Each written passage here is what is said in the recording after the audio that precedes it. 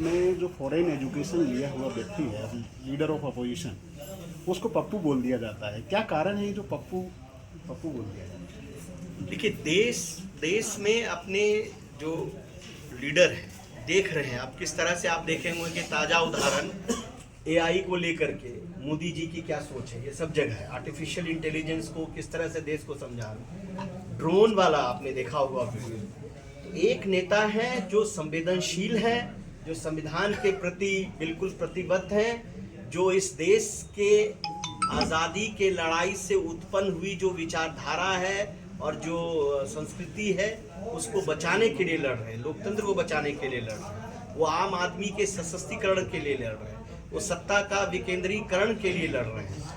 और आम आदमी की सरकार हो, सभी की सुनवाई हो, किसान हो, छात्र हो, मजदूर हो, युवा हो, व्यापारी हो, महिला हो, दलित हो, सामान्य वर्ग के गरीब लोग हो, पिछड़े हो, आदिवासी हो, ये सभी वर्गों की लड़ाई कहीं ना कहीं लड़ रहे हैं। मध्य वर्ग की लड़ाई हो, हर एक जाति के भागीदारी, हिस्सेदारी और उसकी बात कर रहे हैं कि कोई उनके न्याय से छूटा हुआ नहीं है। वो नफरत की राजनीति को मिटाना चाहते हैं, वो एक लड़ाई है। तो ये लड़ाई में जो पूंजीपतिवादी हैं, जिनका इन सभी संवैधानिक और देश की सांस्कृतिक मूल्यों का जवाब नहीं है, इस तरह से वो करते रहते। सच्चाई सामने आ गई है। अब देश राहुल जी के प्रति जितना देश जागरूक हुआ है, संवेदनशील हुआ, आपके सामने है। 400 पार करने वाले नारे को किस तरह से राहुल जी के कहानी ने, राहुल जी के विचारधारा की लड़ाई ने, विचारधारा के संघर्ष की कहानी ने किस तरह से भारतीय जनता पार्टी के विचारों को कमजोर कर रही है, ये आपके सामने है। तो सच्चाई अब सामने आ चुकी है। राहुल गांधी एक करोड़ों लोगों के आशाओं पे किरण है और उस मूलतः उस संविधान की विचारधारा को बचाने वाले एक आदमी आप पूरे देश में सर्वे करा लीजिए कि आज कौन संविधान को बचाने की लड़ाई लड़ रहा है, तो सब बोलेंगे राहुल गांधी। कौन देश की लोकतंत्र को बचाने की लड़ाई लड़ रहा है, तो राहुल गांधी लड़ रहे हैं। कौन मोदी के तानाशाह से लड़ रहा है, तो एकमात्र नेता खड़ा है वो राहुल गांधी। तो ये तो आपको सबके सामने क्या माना जाए, लोग चरित्र हत्या कर रहे हैं लीडर और वो तो मैंने क्या कहा, उनके पास जब आपके पास लोकतांत्रिक तरीके नहीं है लोकतंत्र में लड़ने का, तो आप इसी तरह से हथकंडे अपनाएंगे कि इसलिए तो उन्हें पूंजीपति मित्रों का साथ चाहिए ना।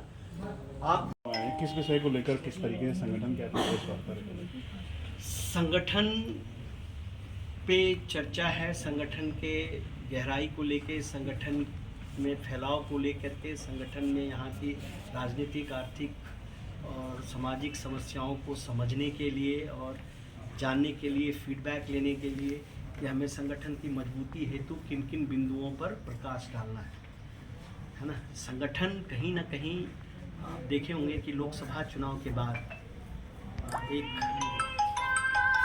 हमें कमी दिखाई दी कि हमारे पूरे देश भर में एक जो मिला जुला जो एक निष्कर्ष निकला, उसमें एक था कि हमारी संगठन की थोड़ी कमजोरी है जिस पर फोकस किया है। हमारी कांग्रेस वर्किंग कमेटी ने ये निर्णय लिया है कि आगे आने वाले साल में लगातार हम लोग संगठन की मजबूती, फैलाव, संगठन की पूर्णता पर हमारा इस साल जोड़ रहे हैं। लेकिन क्या कारण रहा सर, आज़ादी के बाद में स्वर्णिम काल तक 2014 तक कांग्रेस स्वर्णिम काल में रही। 2014 के बाद में डायरेक्ट चाहे ईस्टर्न जोन हो, चाहे वेस्टर्न जोन हो, नॉर्दर्न हो, चाहे मिडिल जोन हो, लगातार सरकारें हमारी जा रही हैं, ग्राफ गिरता जा रहा है, हम जनमत को हासिल नहीं कर पा रहे। इसको लेकर क्या प्लान है?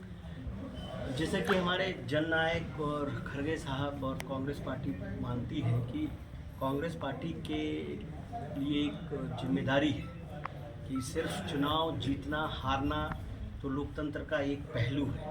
कांग्रेस पार्टी की ये भी बहुत बड़ी जिम्मेदारी है देश को बचाने का, लोकतंत्र को बचाने का, और एक वैचारिक लड़ाई भी कांग्रेस पार्टी लड़ती है।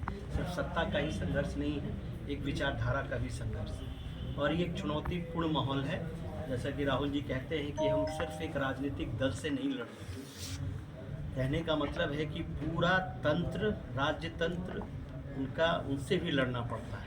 जितनी भी उनकी संस्थाएं हैं, संविधान से लेके CBI से लेके चुनाव आयोग, ED, EVM, आप हर एक प्रकार का। तो ये एक बहुत ही सामान्य माहौल नहीं है लोकतंत्र का। ये चीज़ को हम लोग को गंभीरता से समझना होगा।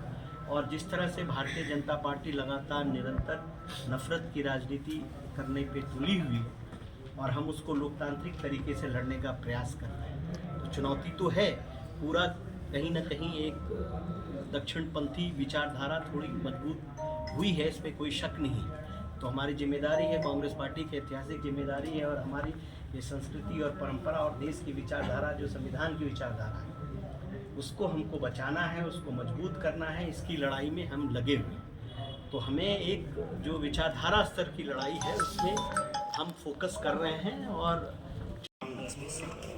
देश की वस्तुस्थिति के बारे में, देश के हालातों के बारे में, प्रदेश के हालातों के बारे में आप लोगों से चर्चा करेंगे माननीय आदरणीय चौधरी।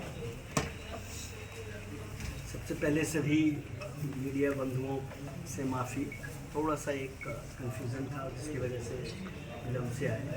और आज के इस पत्रकार वार्ता में हमारे साथ हमारे जिलाध्यक्ष जी, हमारे सह प्रभारी राठौर जी, हमारे आदरणीय विधायक देसाई जी, हमारे नगर अध्यक्ष जी चौधरी जी, और सभी हमारे जिला कांग्रेस कमेटी के सभी हमारे पदाधिकारीगण और हमारे प्यारे मीडिया बंधु।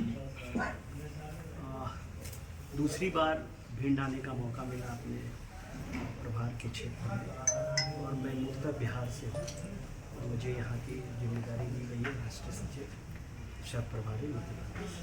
और इस चंबल और ग्वालियर संभाग और अन्य जिलों का मेरा देखने का है, संगठन के कामकाज को देखने का मेरी जिम्मेदारी है।